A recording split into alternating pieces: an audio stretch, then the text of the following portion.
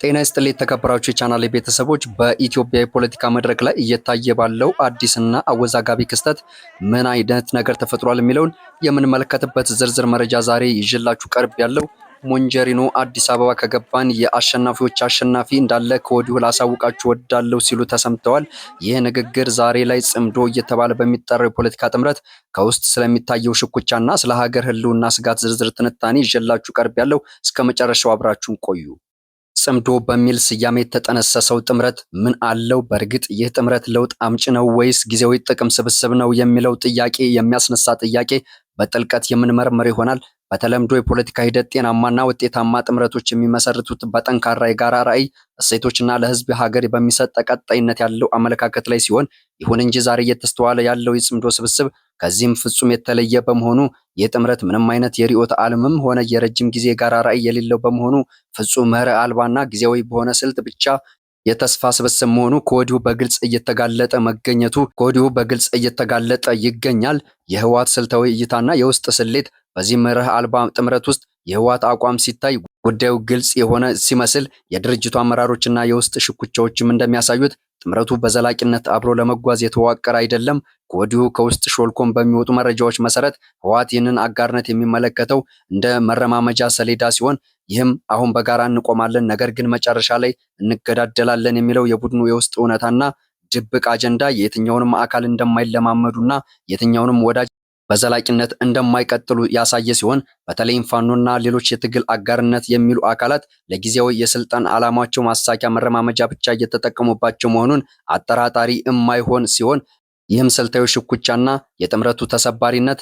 ይህ አይነቱ አካሄድ ደግሞ ጥምረቱን ገና ከጅምሩ ከባድ የውስጥ ቀውስ ውስጥ የከተተው ሲሆን፣ አጋርነቱን በይፋዊ መድረክ ላይ የጋራ ዓላማ እንዳለው ቢነገርም ከጀርባ ያለው እውነታ ግን እያንዳንዱ ቡድን ሌላውን ለመሰለል ለማዳከምና ለራሱ ጥቅም ብቻ ለመጠቀም የሚፋለምበት የመገዳደያ መድረክ የሆነ ሲመስል፣ ለስልጣን ጥማት ሲባል ብቻ የሚደረግ እንዲህ አይነት መርህ አልባ ስብስብ የህዝብን ሰላምና የሀገርን ህልውና ታሳቢ ያደረገ ሳይሆን ራስን ብቻ ለማስቀደም የሚደረግ የጥቅም ብሔራዊ ስሌት ሲሆን፣ ይህ ደግሞ ስብስቡ የረጅም ጊዜ ጉዞ ማድረግ እንደማይችልና በቀላሉ መፈረካከሱ የማይቀር መሆኑ ከወዲሁ በግልጽ የታየበት ሲሆን፣ በተለይም በመሃል ቤት ሆኖ ህወሓትንና ፋኖን ለማግባባት አቀናጅቶም ለመምራት ይሞክር የነበረው ሻዕቢያ አሁን ላይ ከሁለቱም ወገኖች ጋር ወደ ከረረ ውጥረትና ግጭት እያመራ መገኘቱ ነገሮችን ከቀን ወደ ቀን ከቁጥጥር ውጭ እየወጡበት መምጣታቸውና የቀጠናውን ፖለቲካ ይበልጥ ውስብስብ ያደረገው ሲሆን፣ በሁለቱ ቡድኖች መካከል ያለው ፍላጎት አለመጣጣምና የጥቅም ግጭት ለሻዕቢያም ጭምር ፈተና እየሆነበት እንደሚገኝ የወጡ መረጃዎች ሲያሳዩ፣ የቃላት ጦርነትና የስብስቡ እጅግ ተሰባሪነት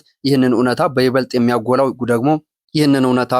የሚያጎላው ደግሞ የጥምረቱ አባላት በየዕለቱ እርስ በእርስ የሚያደርጉት የቃላት ጦርነት ሲሆን፣ በአደባባይ አንድ አይነት አጀንዳ እንዳላቸው ቢነገርም ከጀርባ ግን በየቀኑ በቃላት መፋጀታቸውና መወቃቀሳቸው ይህ ስብስብ ምን ያህል የተሰባሪነትና የሰካራም ጉዞ ላይ እንዳለ የሚያሳይ ሲሆን፣ ራሱን እንኳን ማስተዳደር ያልቻለ በየዕለቱ ውዝግብና የቃላት ጦርነት እንዴት ታላቅ ሀገር ሊመራ ይችላል የሚለው ጥያቄ ብዙዎችን ያሳሰበ ሲሆን፣ እጅግ አሳሳቢና አንገብጋቢ ጥያቄ የሆነው የዚህ ጥምረት አካላት ለዛሬ የራሳቸውን ድርጅታቸውን እንኳን በአግባቡ ማስተዳደር አቅቷቸው ሳለ ሀገርን እንመራለን ብለው መነሳታቸውና የፖለቲካ ቁምዝምዝ እንጂ ሌላ ትርጉም የለውም።